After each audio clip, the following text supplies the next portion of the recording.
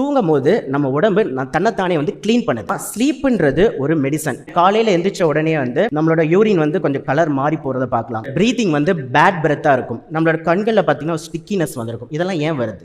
ஏன்னா தூங்கும் போது நம்ம உடம்பு தன்னைத்தானே வந்து க்ளீன் பண்ணுது, டீடாக்ஸ்ன்னு சொல்லுவோம். இது மட்டும் இல்லாமல் தூங்கும் போது தான் நம்மளோட செல் ரிப்பேர் ஆகுது, நம்மளுடைய இம்யூனிட்டி பூஸ்ட் ஆகுது, க்ரோத் ஹார்மோன்னு சொல்லுவோம். குழந்தைங்களுக்குலாம் ரொம்ப ரொம்ப இம்பார்ட்டன்ட். ஸோ அதனால தான் குழந்தைங்களை ஒரு 8 மணி நேரம் 9 மணி நேரம் தூங்கணும்னு நம்ம சொல்கிறோம். ஸோ 10 o'clock நம்ம வந்து பெட்ரூமில் போய் ரொம்ப இருட்டான பெட்ரூமில் தான் வந்து நம்ம தூங்கணும். So 10 to 5. ஸோ அப்போ அதுக்கு 3 மணி நேரத்துக்கு முன்னாடியே நம்ம வீட்டில் எரியிற ஒயிட் லைட்டுன்னு சொல்லக்கூடிய அந்த ஃப்ளோரசன்ட் நார்மல் டியூப் லைட் இருக்கு இல்லையா, அதை ஆஃப் பண்ணிவிட்டு எல்லோ கலர் இல்லை ஆரஞ்சு கலர், ஆம்பர் கலர் சொல்லுவோம், அந்த லைட்டை வேணால் நீங்கள் போட்டுக்கலாம். இது ஏன் அப்படின்னா சயின்டிஃபிக்காக இந்த ஒயிட் லைட்டில் வர வெளிச்சம் வந்து ப்ளூ வேவ் லென்த். இது நம்ம கண்ணில் படும்போது நம்ம உடம்பு என்ன நினச்சிக்கோன்னா இன்னும் இரவு ஆகலை, இன்னும் நைட்டு ஆகலை.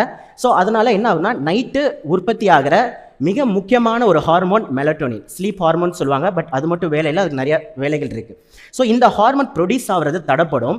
அதனால தான் நிறைய பேர் வந்து தூக்கம் வர மாட்டேங்குது. இன்னும் தூக்கம் வரலன்னு திருப்பி நீங்கள் ஃபோனு செல்ஃபோன் பண்ணும்போது இன்னும் வந்து உங்கள் பாடி வந்து கன்ஃபியூஸ் ஆகும்போது இந்த சிர்காடியம் ரிதமே கொலாப்ஸ் ஆகுது. ஸோ 7 மணிக்கு மேலே முடிஞ்ச அளவுக்கு ஒயிட் லைட்டை கட் பண்ணிவிட்டு நீங்கள் அதுக்கு பதிலாக இந்த மாதிரி ஆரஞ்சு எல்லோ கலர் லைட்டை பயன்படுத்துறது நல்லது. ஸோ அடுத்து வந்து 30 minutes எக்ஸ்போஷர். காலையில் எந்திரிச்ச உடனே நீங்கள் பண்ணக்கூடிய மிக முக்கியமான ஒரு வேலை என்னன்னா, ஒரு பால்கனிலையோ மொட்டை மாடியில போயிட்டு எக்ஸ்போஷர் டு சன்லைட்.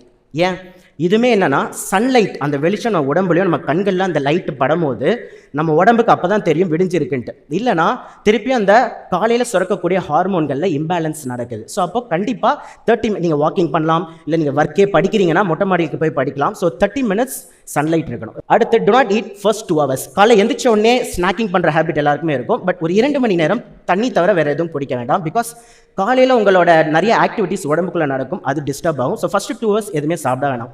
நெக்ஸ்ட் வந்து பார்த்தீங்கன்னா, have a consistent meal time. காலையில் ஒரு 9 மணிக்கு பிரேக்ஃபாஸ்ட், மதியம் ஒரு 1 மணிக்கு லஞ்சு, இரவு ஒரு 7 மணிக்கு 8 மணிக்கு டின்னர்னா இதை கன்சிஸ்டண்ட்டாக மெயின்டைன் பண்ண முயற்சி பண்ணுங்கள். ஒரு 30 minutes முன்ன பின்ன இருக்கலாம். இது ஏன்னா இது ஒரு ரிதமில் ஃபாலோ பண்ணும்போது கரெக்டாக தினமும் ஒரே டைமில் நீங்கள் சாப்பிட பழகினீங்கன்னா அந்த டைமில் உங்களுக்கு வந்து டைஜஷனுக்கு உண்டான எல்லா ஹார்மோன்களும் அந்த டைமில் வந்து சுரக்க ஆரம்பிக்குது. ஸோ டைஜஷனும் ஈஸியாக இருக்குது அண்ட் சீக்கிரமாக சட்டைட்டி வரும். கொஞ்சம் சாப்பிட்டாலே வயிறு ஃபில்லிங்காக இருக்கும். நீங்கள் உங்களோட டின்னரை முடிஞ்ச அளவுக்கு 7 மணிக்குள்ளே இல்லை மேக்ஸிமம் 8 மணிக்குள்ளே முடிச்சிருங்க. One of the main reason midnight biryani சாப்பிட்றது அந்த கல்ச்சர்லாம் வந்துட்டு இருக்கு. 3 மணிக்கு வெளில போய் சாப்பிட்றது, எக்ஸ்ப்ளோர் பண்ணுறது. என்ன ஆகும், நைட்டு 12 மணிக்கு சாப்பிட்டீங்கன்னா இன்சுலினே இல்லை. அப்போ அந்த சாப்பாடில் இருக்க சர்க்கரை எங்கே போகும்? ரத்தத்திலே சுற்றிட்டு இருக்கும். இதுதான் one of the main cause of prediabetes. So pillar 2 வந்து அடிக்குவேட் ஆக்டிவிட்டி. தேவையான அளவுக்கு எக்ஸசைஸ் ஏன் பண்ணணும்? எக்ஸசைஸ் இம்பார்ட்டன்ட், எல்லாருக்குமே தெரிஞ்ச விஷயம். ஆனால் இதுக்கு பின்னாடி இருக்க ரீசன் என்ன? 3 காரணத்துக்காக நம்மளுக்கு பிடிக்குதோ இல்லையோ பேசிக் ஃபார்ம் ஆஃப் எக்ஸசைஸ் பண்ணணும். ஸோ